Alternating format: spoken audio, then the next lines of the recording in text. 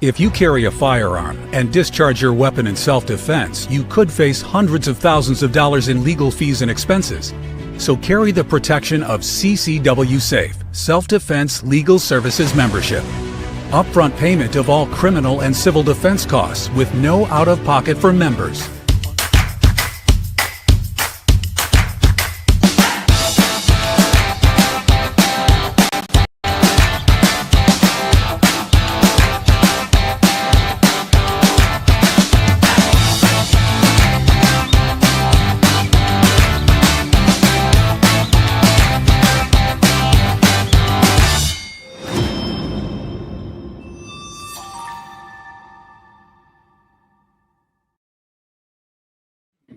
And we're back. I'm John Wheaton, flying solo tonight. And tonight we are discussing the U.S. destruction of the Iranian nuclear sites, along with some other pertinent news that's going on. And our hope is to give you guys an unabashed, unbiased version of this. And I want to make sure that that we are giving you guys the complete story. So we have a lot to get to, and we're going to start out with the return of the conflicted question that we had basically kind of shelved for a few months, but have brought it back because a lot of you guys said that you really enjoyed it. So we're going to get your answers on this. This one is quite interesting. So the conflicted question, and you guys can put your answers in the comments, for the end of the show when we return to it and get your answers. So your group was attacked by several members are missing. 2 days later, your group finds a teenage boy sneaking around your camp at night. You capture him, and he is claiming they had nothing to do with the previous attack and is just looking for food.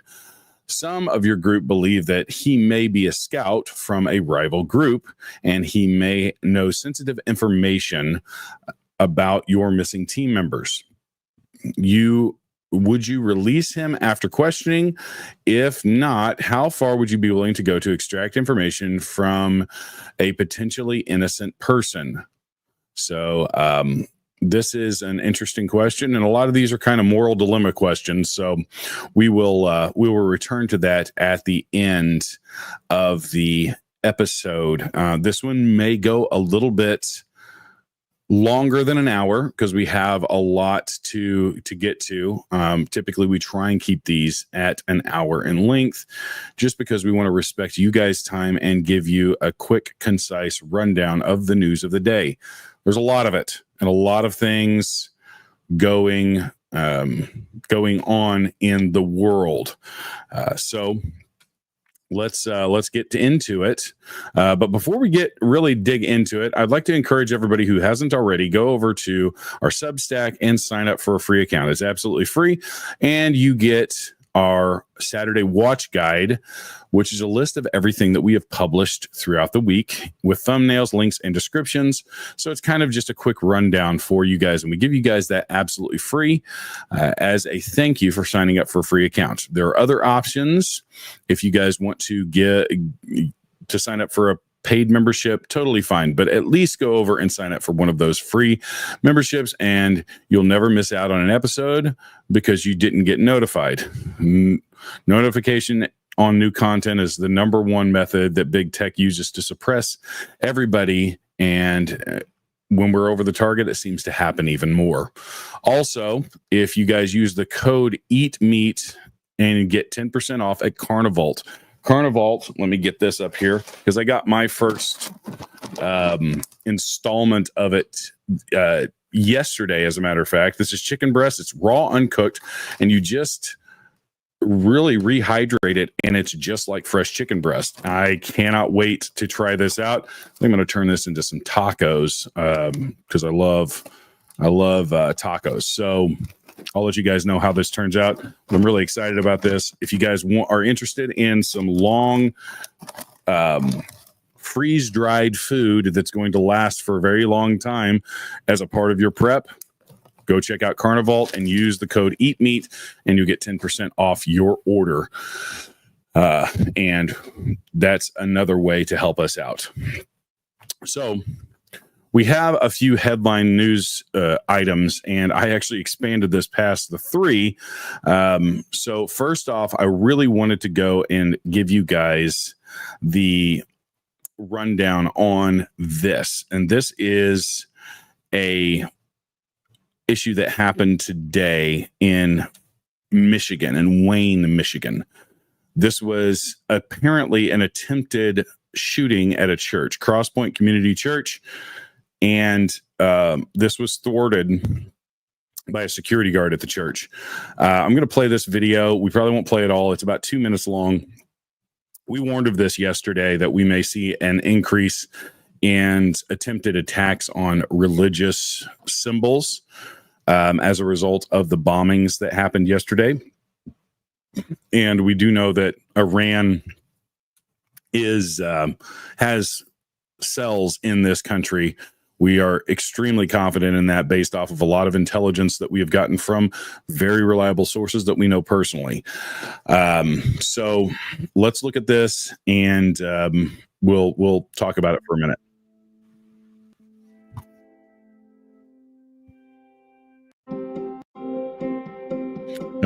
The wrong video. I apologize. So I'm going to stop sharing that, because this is ABC News, so slightly some propaganda, and they put this thumbnail up here to kind of goad you into thinking. So, yeah, this is a gun violence propaganda video. I apologize for that.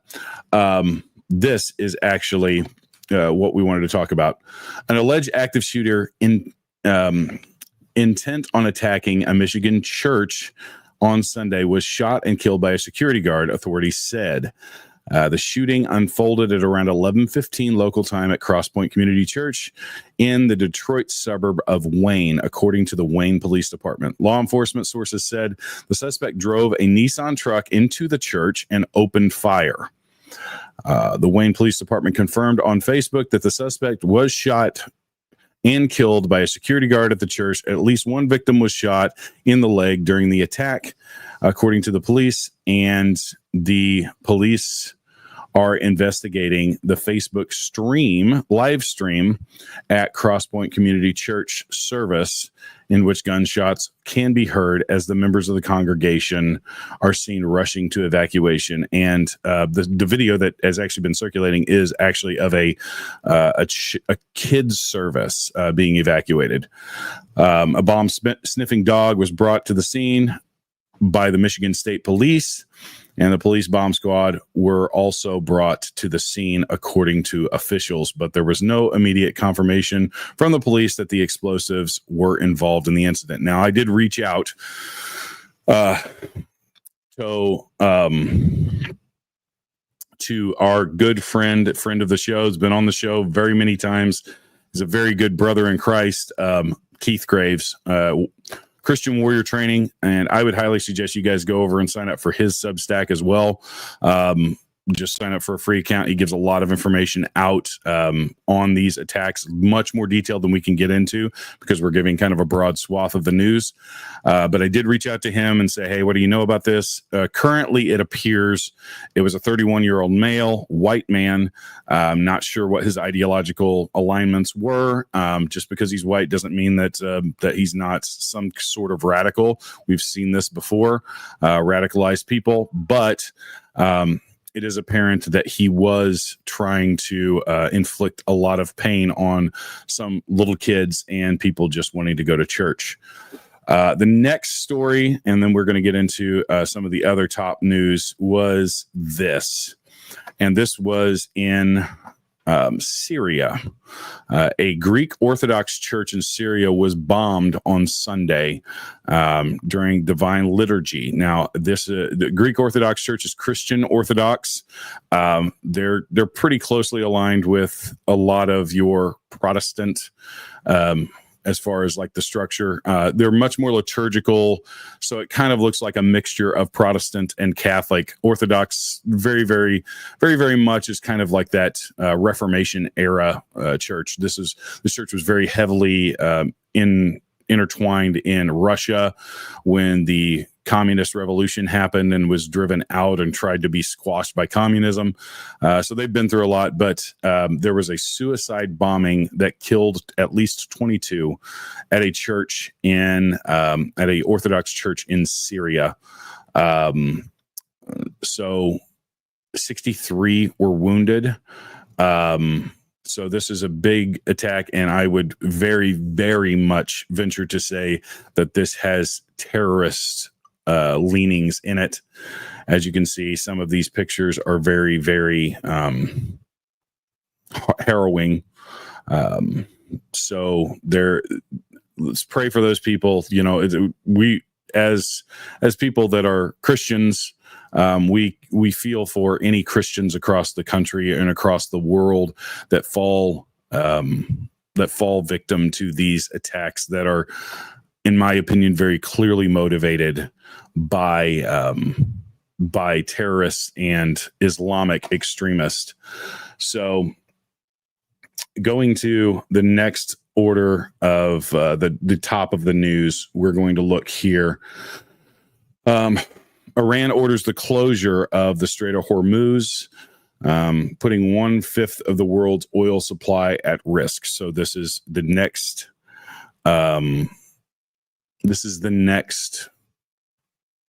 I guess, chess piece to be moved by Iran. They have a small navy, and that really in a war type situation doesn't really pose a threat necessarily to us. But we don't want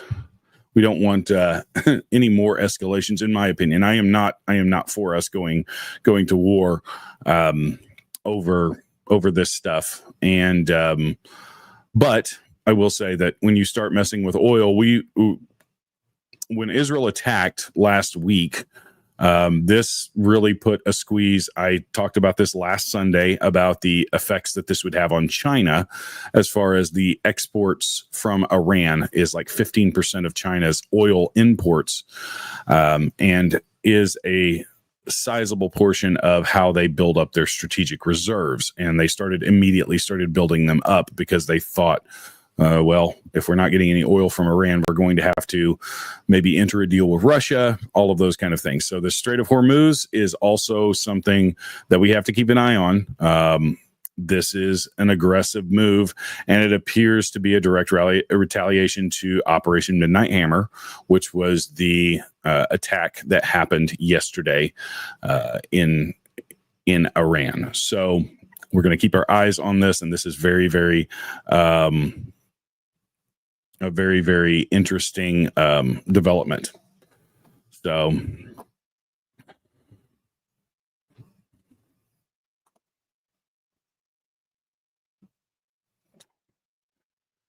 okay, and so next we have the Secretary Marco Rubio talking about if Iran retaliates. So let me share this real quick, and we'll play this video. It's about a little over a minute long. This is Fox News with Marco Rubio talking about possible retaliations by Iran. Let's look here. Have you heard from anyone in Iran, and are you expecting retaliation? Well, if they retaliate, it'll be the worst mistake they've ever made. Look, we can fly in and out of Iran at will. We went in last night. The president sent our military forces from halfway across the world, went in, conducted this operation, left. Not a shot was fired against us. They didn't even know what had happened. By the time we left, the planes were out of their airspace before they finally started realizing they'd been hit. So it would be a terrible mistake if Iran retaliates. But that's not our goal. We are not declaring war on Iran. We're not looking for war on Iran. But if they attack us, then I think we have capabilities they haven't even seen yet. It would be a terrible mistake on their part. And frankly, it's not what we hope for or wish. What we want now is to ensure that Iran never has nuclear weapons. If what they want is a civil nuclear program where they have power plants like a lot of other countries in the world have, they can do that. That's the deal that's been offered to them. They rejected it. They played us. They tried to play us, I should say. They wouldn't respond to our offers. They disappeared for 10 days. And now, the president had to take action as a response. Iran. Have you? Okay. And that's all true. Trump did offer them negotiations to basically allow them to build power plants. And now we're talking about this. We're essentially talking about the different levels of grades of uranium. Power plants take a much lower grade of uranium, and you have to enrich that uranium much to a much higher level in order to have the ability to make weapons of mass destruction, nuclear weapons. So the deal that was offered was, hey, we'll let you develop power sources, but we're going to have inspections, and we're going to have to be able to, have unrestrained access to this. And Iran turned it down. They turned it down for a reason. I don't think that there's any question that Iran wants to grab power. They want to have the ability to have nuclear weapons so they can essentially become a North Korea. Now, I don't think that they would be like North Korea, where they just kind of sit back in their caves and do nothing while they just force authoritarianism on their population. I actually truly believe that Iran, because they are 95% Shia Muslims. And if you know the difference between Shia and Sunni Muslims, it's like two sides of a coin. And in all honesty, Shia is actually following the Quran according to the way it's written, and they militantly follow the Quran. So they are about imposing the will of Allah and Muhammad on the world. This is the same kind of ideology that came out in the 6th century that conquered the Byzantine Empire, which was a outflow of the Roman Empire, and over 1,500 years have done nothing but conquest against religions that they believe are infidels. The Quran actually preaches that and teaches that you can kill infidels, that you can lie to infidels, that you have no requirement to actually live a moral life when you're dealing with infidels. And so that's what they view us as. Any Western democracy, including Israel, and I'll get to Israel later, is deemed to be an infidel, and that's why they are slowly infiltrating Europe for the first time. Remember, and we've talked about this ad nauseum, the Crusades were fought as a defensive war against radical Islam. Getting off on a tangent, I realize, so we're going to move on, but just leave it to say, I don't believe that Iran had any kind of good intentions by ignoring the United States trying to broker a deal. We know that Trump will make deals. He's made deals with even very bad people across the world in foreign policy historically. So, anyways, so next we have VP JD Vance and his delivery of a scathing assessment on Iran's military capabilities. And let's watch this video real quick, and then we'll talk about it.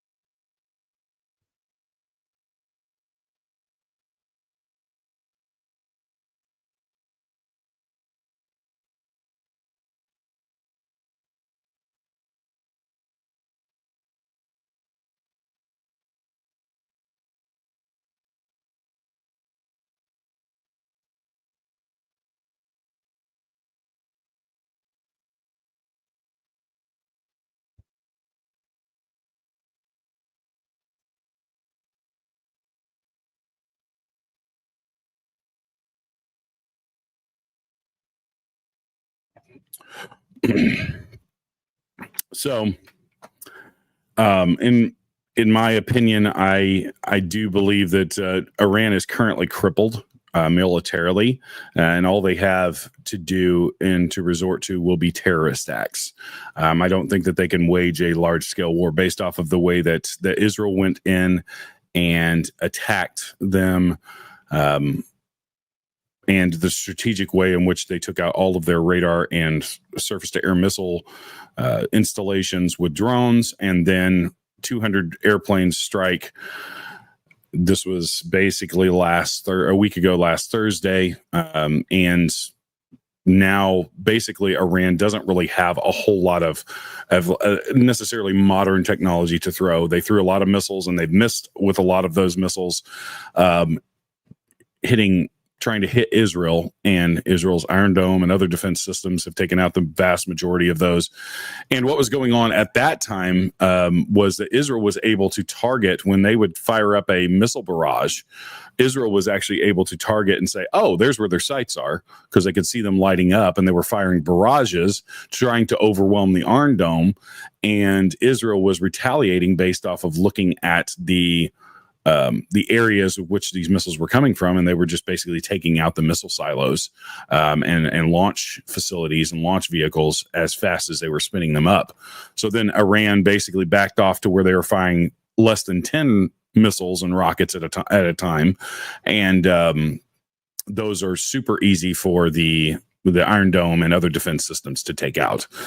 Some of those included hypersonic missiles and things like that. And I wanted to address a couple of things. Old guy post this, and yeah, that's absolutely true. It's a different ideology within Islam.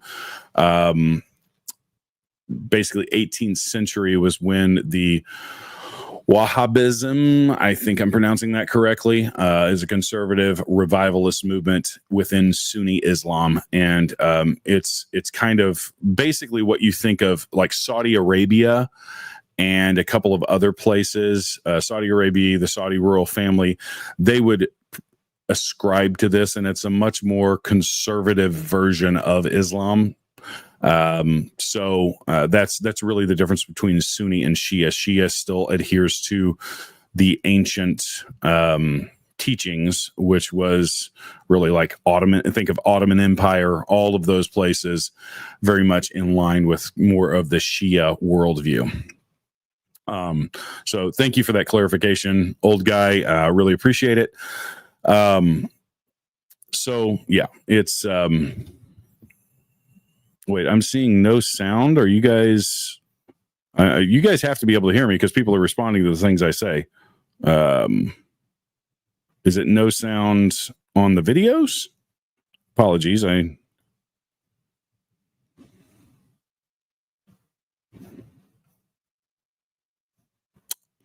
Anyways, we'll move on. Oh, I understand. I actually didn't share the correct tab. That's my fault. Sorry. I'm flying solo tonight, and I'm not having that. So we're gonna go a little long tonight. This was just the video. If you guys heard the audio, there's not really much to really much to see here. It's just a news conference. So my apologies. I'll do better on making sure I'm sharing the correct tab. Flying solo, and this entire weekend I've been out in 100+ degree heat teaching rifle and pistol to some very eager Americans. So it's been a little bit of a long weekend. So my apologies. Okay, I'm still seeing no sound. Oh, okay, on the video. My fault. Anyways, this must be people catching up on the video. Anyways, this next one is about the 44-hour continuous flight, 18,000 kilometers. This is quite impressive for the B-2, and it's really quite impressive. The B-2 is not a new aircraft. It's been around for several decades. It's still extremely a pertinent and technology that we don't give to other countries.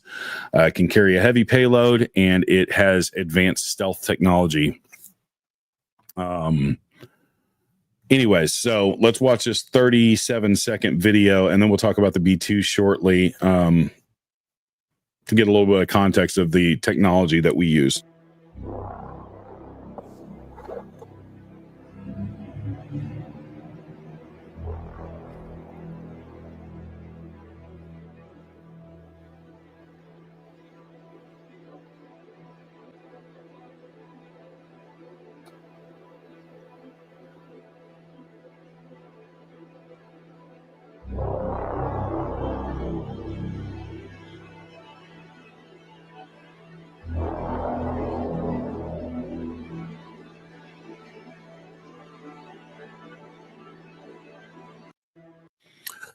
Okay, so this is an amazing aircraft that does incredible things when we need it to. This was what struck one nuclear site. This post actually is incorrect. It was one nuclear site and dropped 12 bombs. The entire group dropped 12 bombs of the GBU-57, which we covered last night in our emergency stream that we did last night. It's quite impressive. 44 hours of continuous flight. The way that they do this on the B2, and I have been privy to actually see a little bit more than the average person on the B2. We were attached to B2s as a refueling unit at one point in my career. And it was very, very cool to be able to see how these things operate. There are 3 pilots typically that fly in these planes, and they do shift sleeping. So think of like a semi truck with a bunk system. That's essentially what you have, and they just shift sleep, and fly. And then I believe all 3 are awake during the actual mission, and some of them operate as navigators. Some of them operate as helping with the weapons, helping to keep the plane steady. The advancements of technology are crazy, and this was one of the only aircraft that could actually carry the payload needed for the GBU. The GBU 57. Well, yeah. I'm sure there are some stimulants that are involved in this. They get Adderall as well. Yes, that's probably more true than you would think, because staying awake and staying focused for that amount of time is a challenge for anybody. But these guys are the best of the best as far as pilots go. So anyways, enough of that. Let's move on to the next issue. And this one kind of ties in with what we showed in the first part of the news. And that was that the White House is monitoring possible Iranian sleeper cells in the U.S. This is going to be something that's going to continue over the next weeks, months upcoming. Iran's already making some strategic moves, although all of the saber rattling that we've heard out of Iran is not necessarily not necessarily indicative of what they've actually done, because so far they haven't really done much. They retaliated against Israel initially.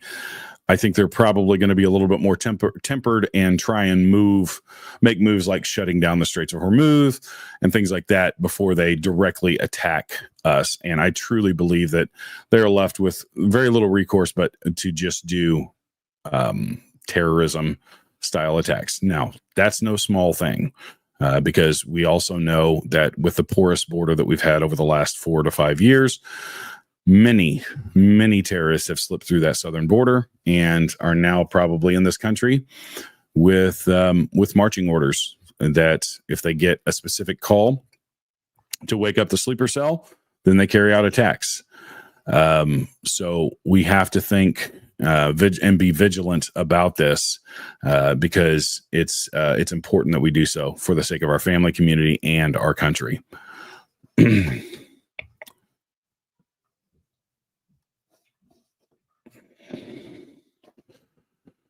And moving on to the main real topic of this of this podcast. So that's all the news. And now we're going to get into the main topic, which is tied to a lot of the news that we just showed you guys. So let's get into it. So this was from Newsweek. And let me first kind of preface this with, as the news broke this morning, we saw that President Trump's decisive action against the Iran nuclear program really devastated it. And it was a pivotal moment in this. Now, I'll get to this a little bit later when I start sharing my opinions on a lot of this stuff. And let me fully be just completely transparent with you guys. I don't have all the answers here. I am trying to present you guys with the news from a conservative Christian worldview, a biblical worldview, because that's the way I view the world. And I'm unapologetic about that. I do try and approach things in a biblical way. And there's a lot of arguments going on within conservatism, within the Christian circles about biblical prophecy and geopolitics. And it gets messy. And I truly believe that there are factions within the conservative right that are not necessarily good actors. And I've seen a lot of this come out. There was a very startling post that went out from the Hodge twins. They're very, very popular on X and many other social medias. I was a big fan of theirs back probably about 5 or 6 years ago.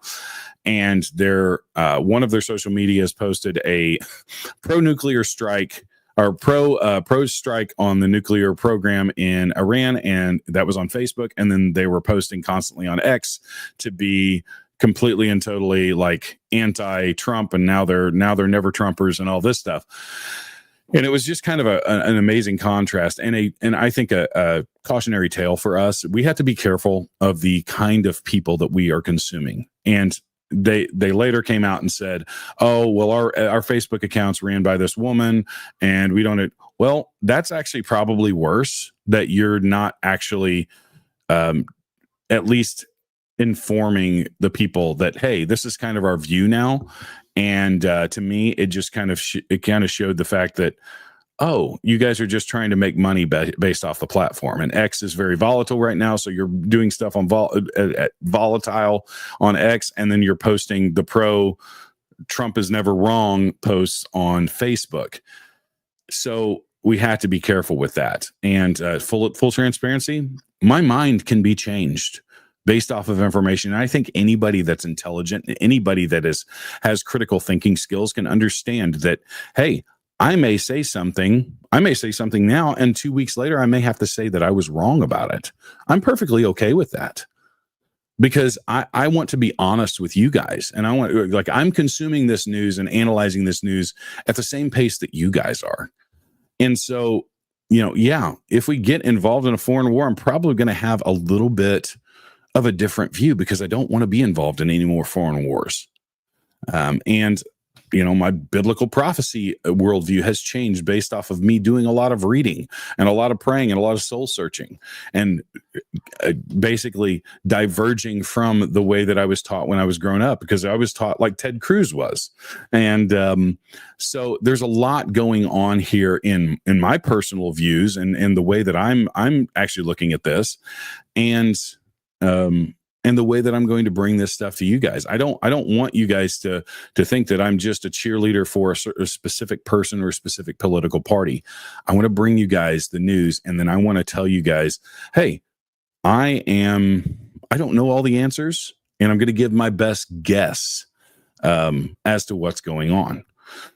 So as we look, we know for a long time, getting into this, that previous administrations have played a lot of diplomatic games while Iran's mullahs enrich uranium and threaten to wipe Israel off the map.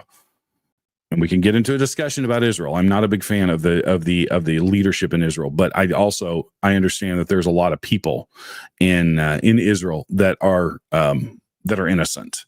And so we have to be able to differentiate between those things.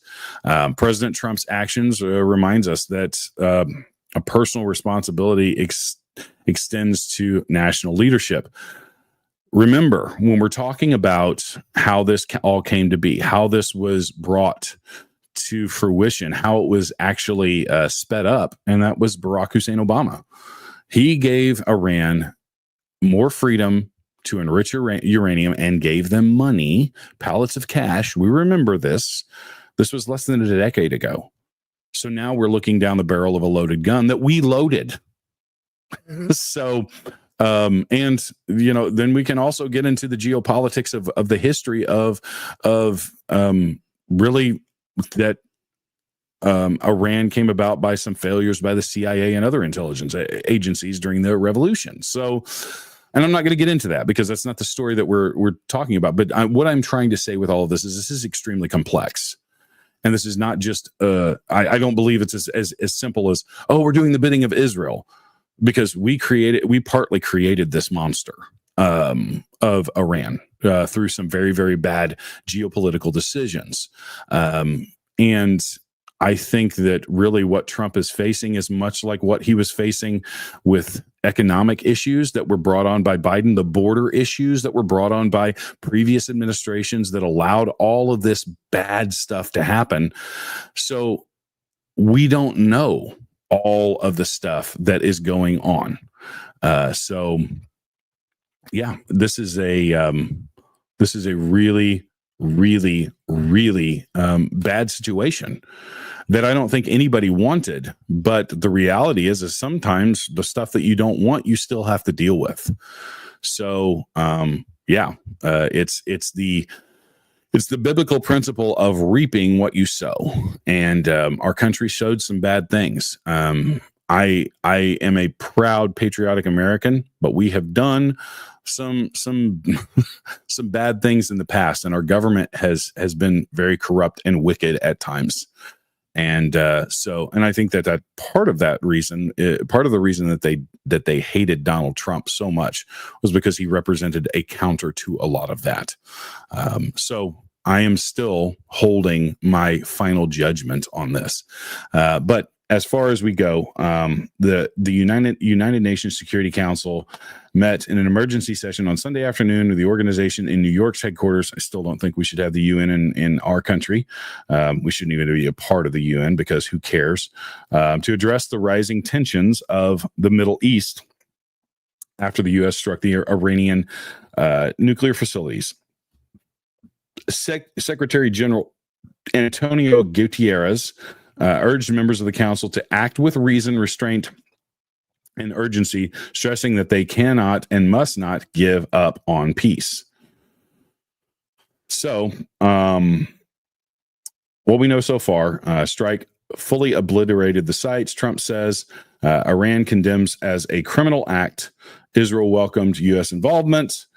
Capitol Hill is split between the Lindsey Graham wing, which I can't stand Lindsey Graham, and the Thomas Massey and Rand Paul wing. And so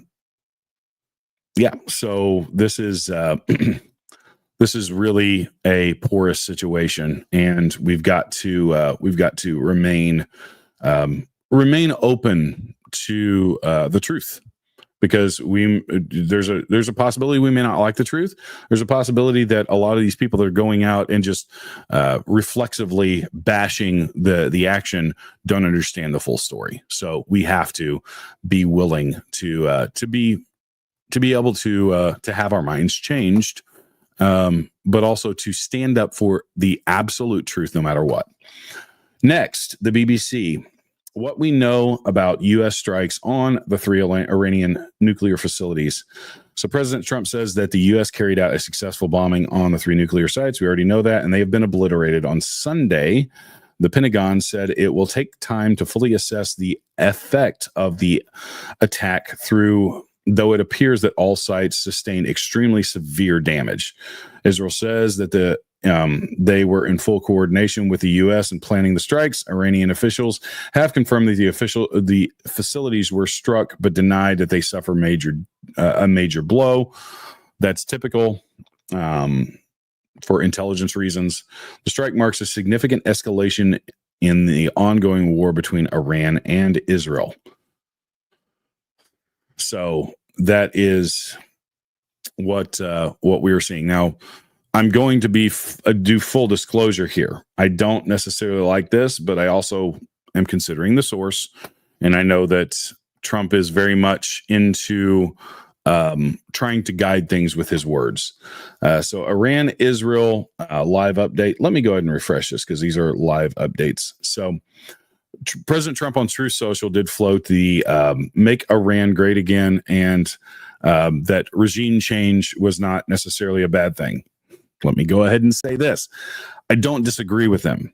However, we need to also assess how Iran's Muslim population, Islamic population, is actually broken down. The reason why Pakistan has nukes and doesn't nuke every country is because they are a Sunni-based religion. Like 85 to 88% of their population is Sunni Muslim. The Sunnis aren't looking for some kind of jihad. That's just the fact of what's going on currently in this, and we know this. We've known this from GWAT. So, but Iran, on the other hand, is Shia, and it's 95% Shia. So the Shias are very much bent on global jihad, a global caliphate. This is what they talk. And when they say global, they mean global. They're not just saying, oh, we're just going to take out Israel and be done. No, 1,500 years, guys, of this, 1,500 years that they are in conquest. We fought multiple crusades to take back the land. America, one of the first actual foreign conflicts it was ever involved in was the Barbary pirates, which came out of the Middle East and Libya, and they were intent on stealing our stuff. As far as like the stuff coming across on ships, cargo, and they harassed our shipping lanes. If you guys are familiar, any Marines that we have out there, the entire Marine anthem from the halls of Montezuma to the shores of Tripoli, that was the Barbary Pirates War that lasted a couple of years. The reason they call Marines leathernecks is because they would wrap a thick piece of leather around their neck to keep themselves from being able to be easily beheaded by the pirates, the Islamic pirates. And captured Islamic pirates would tell them, why are you harassing our shipping lanes? Because you're infidels. This is documented evidence.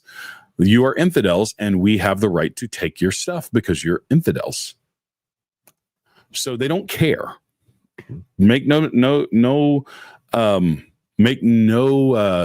mistake that if appeasement is the answer, if the Barack Obama answer is the answer that we give, we will fight this on our front door, as England and France is right now. And they're not really fighting it. They're just letting it take over. So we have to be careful with that. That said, I don't like the ramifications of talking regime change. I don't want boots on the ground. I really don't.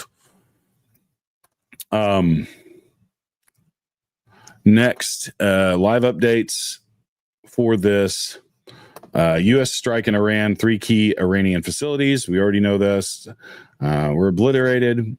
Operation Midnight Hammer, that was the code name for the attack. Future U.S. involvement. The strikes thrust the U.S. into the Israeli-Iran conflict, which has seen the two sides trade attacks over a week. Top administration officials insist the U.S. is not at war with Iran, but Trump has warned the U.S. could launch more attacks if Tehran does not make peace, and suggested Sunday evening that regime change was possible in the country. So, once again, peace through strength. I'm all for it. Continually knocking out key strategic locations, all for it. Problem is when we get into these long drawn out wars in countries where they don't really want us there, a lot of times we end up in these mudslogs that nobody really wants to be involved in. So moving on.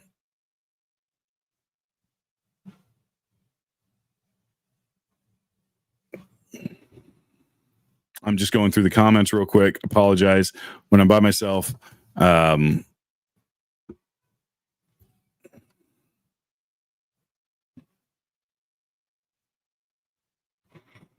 I'm just going through to see if there's anything that needs to be addressed. You guys are really active tonight, and I appreciate it, but it's very hard for me to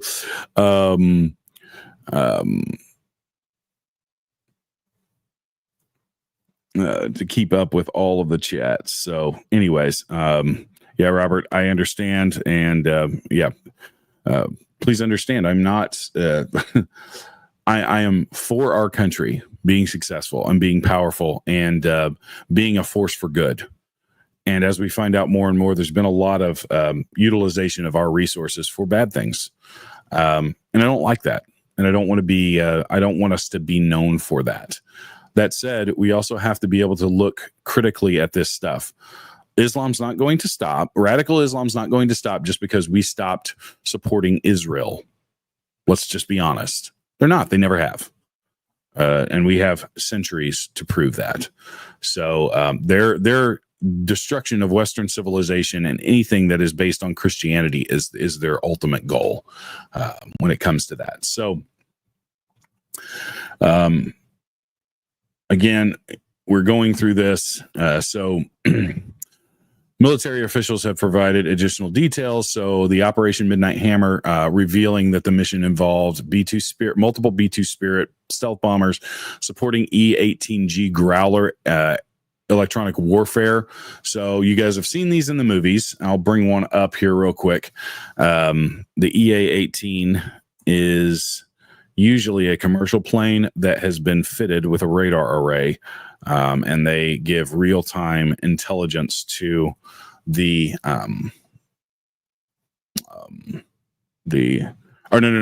misspoke. This is actually a specially designed U.S. Navy plane. Let me show this real quick. The E-18 Growler is a specially fitted F-18, but it's an EA-18 because it's an electronic and ground warfare. So it does radar jamming, it does real-time analysis, it has multiple radar arrays and jamming, ECM jammers. You can see here on this that these are jammers. So there's no weapons on this aircraft. It has 3 different jamming arrays, as well as on the wingtips where there would normally be missiles. These are all radar jamming and real-time analysis for support of the bombers. So, yeah. So,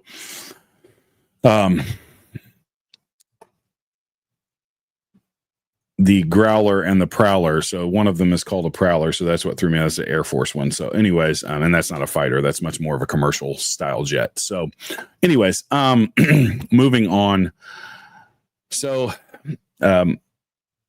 our biggest question right now is, what does Iran do? What are they going to do? So the U.S. military has joined with Israel on launch strikes. This is all the same stuff. That we had. So the really amazing thing here is that there were no leaks of this operation. So it does show that Trump does have a certain amount of control over very, very sensitive information being able to be leaked out to the press. And yes, they did follow the Constitution with the War Powers Act. That narrative is old and drawn out, and they never argue that when it's a conservative or when it's a liberal Democrat carrying out drone strikes. Spoiler alert, every president in my lifetime has used the War Powers Act to do strategic strikes on enemies. So from Ronald Reagan on. So that's just a silly argument at this point, in my opinion. Do I necessarily agree with it?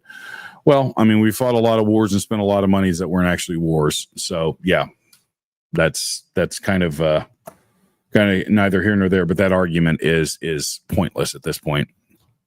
So this has been declared a complete success and that has permanently ended Iran's nuclear weapons ambitions. I don't fully agree with that, because I think that really nothing's going to stop them, and if we don't stay vigilant, they'll just resort back to this again and again. And the next time we have a liberal president, we'll have again another hey, let's do a nuclear deal with Iran. Okay, I like, it gets somewhat old and tired that we can't just say, hey, this is delaying. And I know that in messaging, you have to be careful about saying that we're delaying things, that this wasn't a complete success, but we do have to be careful because I don't believe that Iran's going to stop, and they'll find a way to get more nuclear capabilities down the road. So we do have to be very, very careful with this kind of stuff. And I will say that there are a lot of online influencers that are making bank off of this, either being contrarian voices or being hoorah, let's go to war voices. And we have to be careful. Now, I definitely think that there are some people, and I'll name a few of them. Candace Owens, I don't think that she can be trusted anymore, because she's gone down so many of these silly little rabbit holes to try and explain everything as it's the Jews kind of stuff. And once again, like I said earlier, we have to differentiate between Israeli government officials and the Jews. So like, we could say that about the Americans, because we had bad people as our president in the past. Woodrow Wilson, we had them. Does that mean we demonize all Americans? No, because there's still a lot of good Americans. There's still a lot of good Christian Americans out there. But we do have to say that we have to be careful the kind of voices that we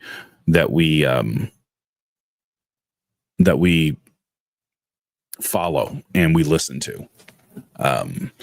I did a post on my personal Facebook earlier on talking about, like, we have to be careful with the voices that we listen to, and we need to actually start reading books and start reading the Bible and judging it against those things. If we're Christians, we need to know God's word, and we need to understand it, and we need to be able to look through the lens of a biblical worldview, because that's the only worldview that is draped in truth.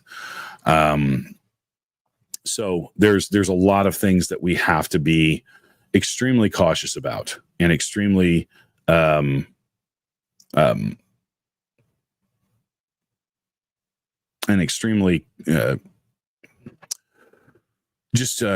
a lot of critical thinking when we come to these kind of things. So we're at a crucial point in our country, in our history, and this is one of those things that we need to actually really weigh every angle of it. And I feel like the people that jump on one side, and it's all just, oh, it's the Jews and it's this, and they're actually the evil empire and all this kind of stuff, and that's all over X. And then you have the rah-rah cheerleaders that are now all pro-war. I think that people that can't be objective, and people that can't use critical thinking and say, hey, this is a situation that we don't fully understand. This is a situation that we really need to be very deliberate and very cautious with. And as I said in the stream last night, I will give Trump the benefit of the doubt. He is our leader. And and could you imagine if we had Kamala Harris in office? She would just be doing news conferences saying, don't. So we have to be thankful for that. But we also have to be willing to say, hey, that's the wrong call too. But what I said last night is I said I'll give him the benefit of the doubt because in his first term, he made decisive military strikes. He took out Qasem Soleimani. He dropped a Moab on ISIS. He did decisive military action and did not get us into a war. And I think so because of that, I think maybe we give him the benefit of the doubt for a little bit longer and see what the actual outcome, and not what the words are saying, but what the actual outcome, what the actions are. Because you guys all know Trump loves to misdirect with things that he posts and says. And sometimes he's playing a game with the press, and other times he's playing, he's actually saying things that actually come to fruition. So let's make sure that we understand the difference between the two.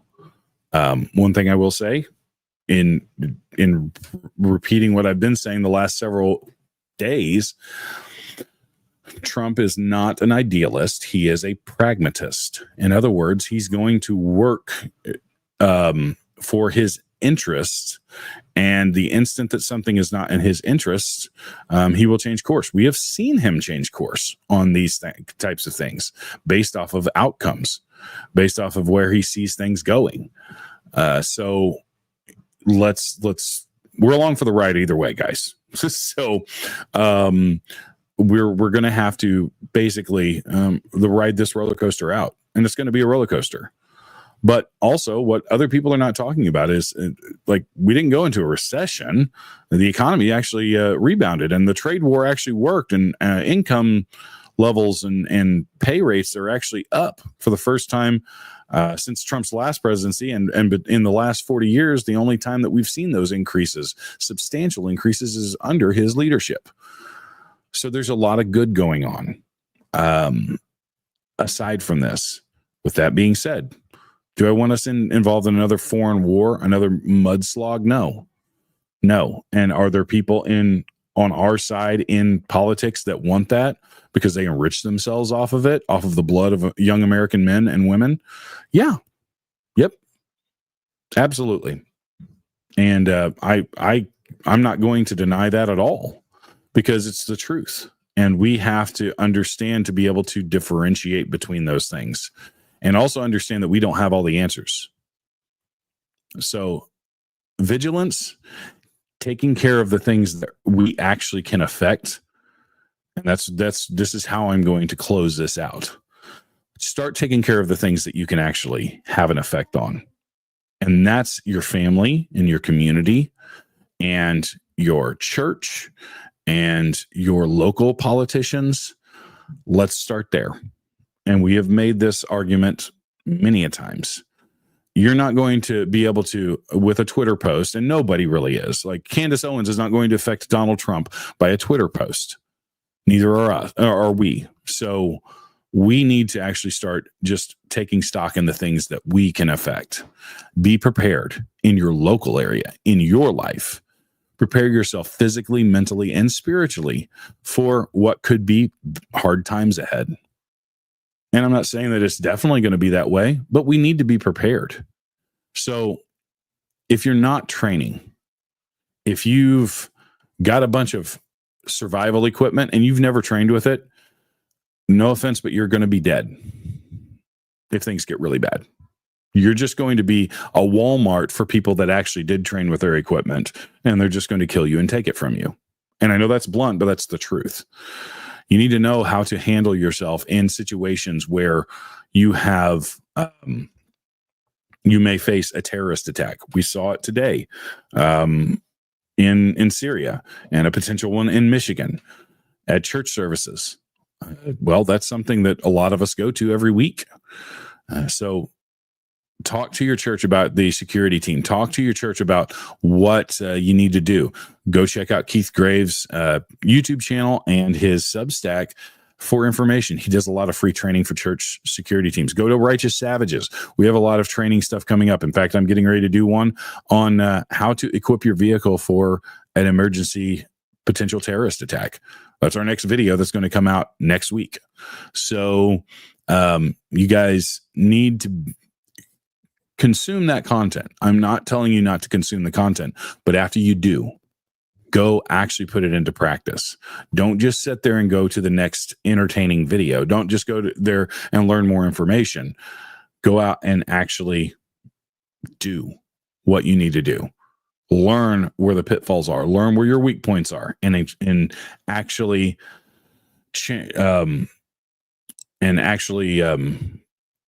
input those into your regimen. So,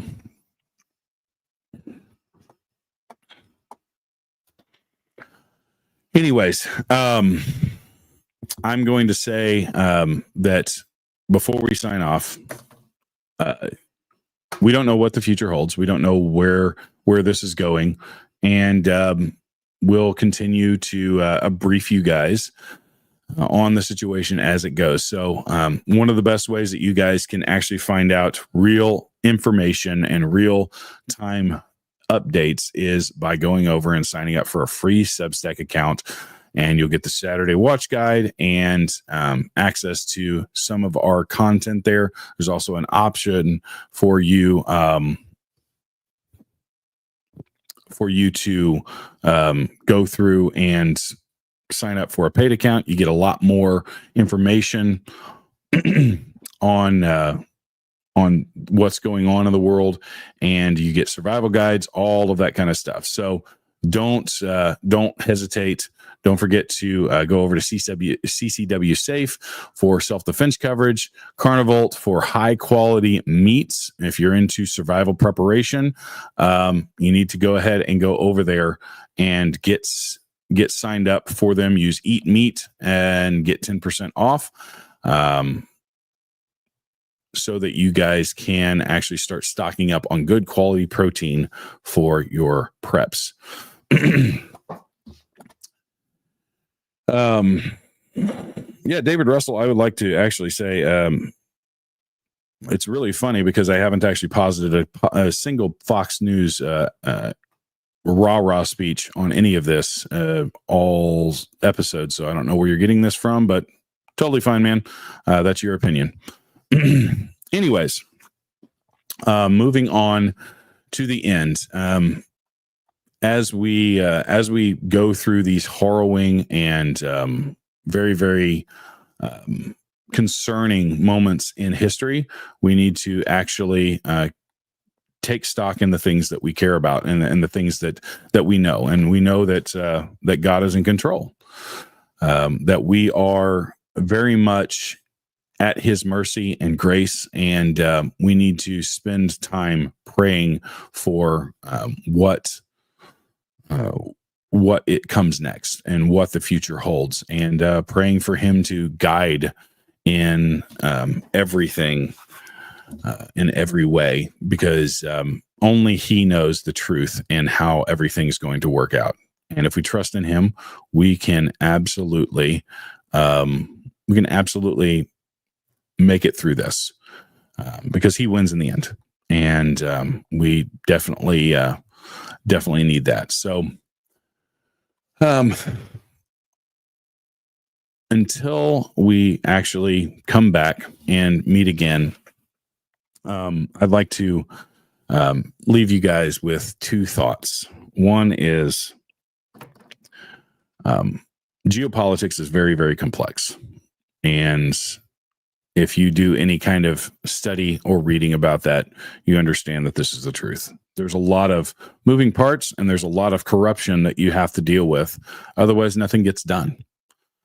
That's why we get so frustrated at Congress. But this also makes it very important for us to be more involved in the political world in our country and affect those things that we can affect. Because there is nothing that's going to actually change unless we get involved and change it. So stay involved. Next year, we've got a lot of midterms coming up. We need to move out a lot of these warmongering rhinos, so that we don't have to deal with them anymore. So that we don't have to question the purpose of when we actually take military action, so that we can know that it is actually for a good reason and for a righteous purpose. And that's not me saying that this was for a good reason and a righteous purpose, but it was decisive, I believe. So moving forward, we need to be much more involved. The other thing that I would like to encourage you is just kind of reiterating what I just said earlier about being engaged in the areas that you actually can affect. So spend more time with your families, spend more time reading the Word of God and understanding the reality of the world that we live in, understanding that there are evil people in all walks of life, that there are evil people in every government. We have had evil people in our government, and every other country does too. So we have to remember that sinful and human nature infects all of us. And without grace and mercy and Jesus, we would be wretched and broken. So those are the two things that I want you guys to take away from this as we continue to move forward and move into a very, very uncertain period of time in our country's history. So I want to make sure and encourage you guys to do so. So as we move to the end and as we close this all out, I'm going to pray for us, and I'm going to give you guys a send-off that I believe is appropriate here for what is going on, because this is not something to be taken lightly. This is not something to be scoffed at or to be just blindly supported. We have to understand that there's nuance to everything.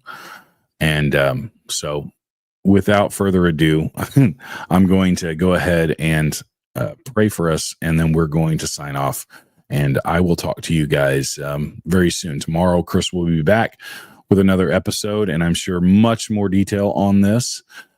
Chris always brings the mother load of information to you guys, and I am very, very honored to work with such a diligent and hardworking dude. He's amazing. So moving into this, let's go ahead and pray, and I would be honored if you guys would join me. Heavenly Father, we know more so than ever before that you are in control. And we want to give you the glory and the honor for everything. And Lord, I pray that you, as it says in your word, you bind those things that need to be bound, and you loose those things that need to be loosed. That you take control of these situations. That you expose the truth. That you expose the liars and the deceitful. If that be foreign governments, expose them. If that be our government, expose them. Our dog in the fight is that we want this country to flourish, but only under the principles that you set up.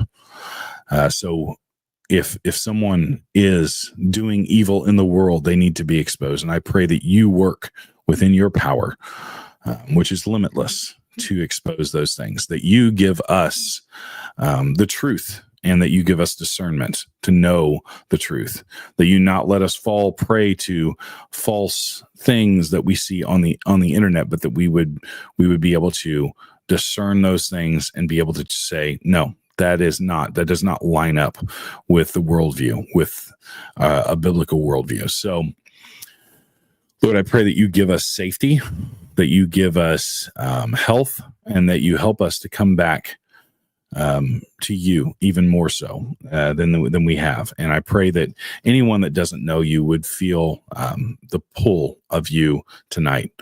And it's all in Jesus' name. Amen. As I said earlier, we'll be back tomorrow with another episode. As usual, I'll be back on Tuesday with more information and news. And we might dive into a little bit of the 2A world as we're getting closer and closer to the big, beautiful bill being passed, and potentially the landscape changing for gun ownership in the United States, which is an awesome and welcome surprise. But until we meet again, Jesus rules over the earth. And God bless America. We'll see you all very soon.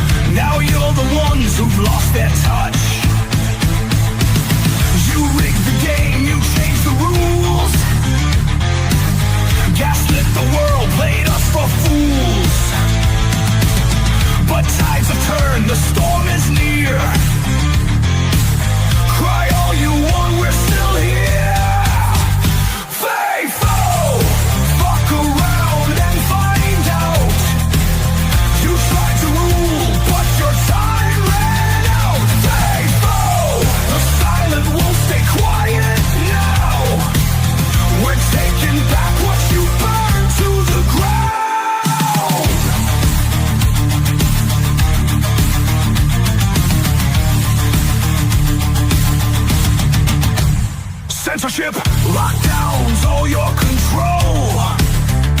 Built your throne on a house of gold.